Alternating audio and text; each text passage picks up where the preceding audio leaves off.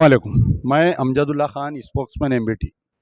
मैं फ़िलहाल जो हूँ ये कमाकोल टोल प्लाज़ा यानी संगारेड्डी चौरस्ते के आगे जो सदाशिवपेट है, सदाशिवपेट के आगे इशू ये है कि 11 तारीख के दिन यहाँ पर एक अनंतरम अनंतरम ग्राम पंचायत गुम्मडी दाला पंचायत संगारेड्डी डिस्ट्रिक्ट, यहाँ पर जो है एक वाक़या पेश आया। वाक़या ये है कि मोहम्मद इस्माइल जो है रात के औक़ात में ये कहीं पेशाब कर रहे थे। इनके पेशाब करने पर दो लोग, वीरा रेड्डी और विजय रेड्डी, ये दो लोग जो है एतराज़ किए कि यहाँ पर तो उन्होंने बोले ये रोड है, मैं पेशाब कर रहा हूँ। दोनों में कुछ बहस तकरार हुई। कुछ ही देर के बाद में तकरीबन 30 से 40 लोग जमा होकर गांव में ये मोहम्मद इस्माइल के घर पे हमला किए। जब मोहम्मद इस्माइल के घर पे हमला किए तो इनकी एक 14 साला लड़की जब बाप को मार रहे थे, गनेटा डाल दे रहे थे बाप पे, तो बीच में आने के बाद में वो लड़की के आंग पे गनेट गिर गए, बड़े बड़े पत्थरे गिर गए और सर पे चोट आए, मुंडे पे चोट है, पैरों पे चोट है। लड़की को हॉस्पिटल को लेके गए। ये वाक़या हुआ 11 तारीख के दिन रात में। 12 के दिन यहाँ पर लोकल हॉस्पिटल में रखे। फिर उसके बाद में ये लड़की को जो है संगारेड्डी के एक दवाखाने में शरीक करे। इसको कौन सा दवाखाना है वो? संगारेड्डी के एक वेलनेस हॉस्पिटल में एडमिट करे। आज सुबह में वो लड़की का इंतकाल हो गया। पोस्टमार्टम होने के बाद में उसकी तदफीन हुई और पुलिस जो है कौन सा पुलिस स्टेशन लग रहा है ये? कौन?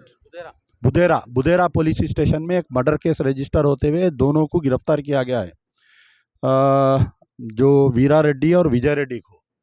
मसला ये है कि फ़िरका परस्ती इस कदर वो हो गई कि एक मामूली सी छोटे वाक़ये पे इतने लोग मिलके हमला करे घर पे। और यहाँ पर पुलिस जो है सिर्फ 2 जनों को क्यों गिरफ्तार करी, पहली चीज़, जबकि हमला करने में 20 से 25 लोग थे। तीसरी चीज़ जो है हमारे को वहाँ गाँव में जाने नहीं दिए और पुलिस ये बोल के रोक दी कि वहाँ पर आप जाएंगे तो गाँव में आपके ऊपर हमला होता या फिसाद होता। बहरहाल बहुत सारे बातें बनाए। तो हम भी नहीं चाहते कि माहौल को बिगाड़ना, इसलिए हम लोग यहाँ पर गाँव से एक 5 किलोमीटर दूर ये शहाबुद्दीन ढाबे पे बैठे हम लोग। और हम चाहते थे कि उनके वालिदैन से या उनके भाई से मिलना। तो हमारे, आपका नाम क्या है? हमारे मोहम्मद साहब उन लोग गए थे अंदर उनको बुलाने के लिए, लेकिन वहाँ पर भी एक डर और खौफ का माहौल है। लड़की के वालिदैन से, मरहूम लड़की के वालिदैन से मेरे को मिलने नहीं दिए। आखिर क्यों मिलने नहीं दे रही? और बड़े हैरत की बात है कि ये जो मुकाम है, यहाँ के जो एमएलए है दामोदर राज नरसिम्हा, यानी यहाँ पर हेल्थ मिनिस्टर है, जो साबिक़ा में डिप्टी चीफ मिनिस्टर भी थे। ये 11 तारीख को वाक़या हुआ और मुसलमानों की हमदर्द गवर्नमेंट, तो वहाँ के जो हेल्थ मिनिस्टर है दामोदर राज नरसिम्हा साहब, 11 चले गई, 12, 13, 14, 15, आज क्या तारीख है? 16 तारीख के दिन बच्ची का इंतकाल हुआ। दामोदर राज नरसिम्हा साहब के हाथ और पैर को मेहंदी लगी हुई है, बेचारे घर से नहीं निकले, जाके बच्ची के विरसा से नहीं मिले और मुसलमानों के हमदर्द हैं इन्हों, देखिए आप। तो मेरा मुतालबा है कि सबसे पहले तो इसके ऊपर जो है एक सिटिंग हाई कोर्ट के जज से इसकी तहकीकात होना चाहिए। और ये 2 लोग ने इसके अंदर जितने हैं 20-25 लोग, सारों के ऊपर एफआईआर होना चाहिए। और आखिर क्या वजह है, इतना क्यों डरा दिए उनके वालिदैन को जो हमसे मिलने से रोक रहे हैं उनको? भाई हमसे क्यों नहीं मिलने दे रहे हैं उनको? पहला सवाल है, वो लोग क्यों नहीं मिलना चाह रहे हैं हमारे से?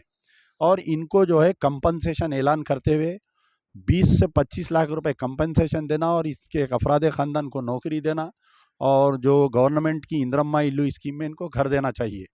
और मैं फिर बोल रहा हूँ, कांग्रेस की अक़लियती कायदीन तमाम खामोश है इस मसले पर।